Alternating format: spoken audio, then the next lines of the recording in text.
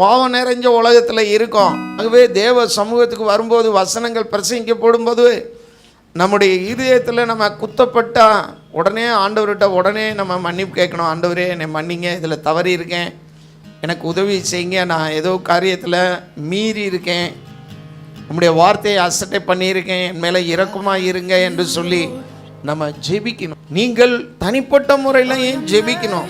அதுதான் ஆண்டவர் நம்மிடத்தில் எதிர்பார்க்கிறது.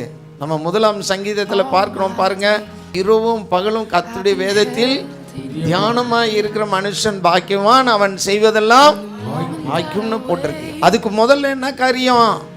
அங்கே 1ஆம் வசனம் என்ன சொல்லுது?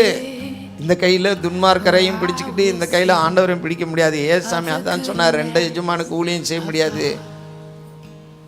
ஆகவே பிரியமான தேவனுடைய பிள்ளைகளே, உங்களுடைய ஜீவியத்தை சுத்திகரித்து ஆண்டவருடைய வசனத்துக்கு இடம் கொடுங்க.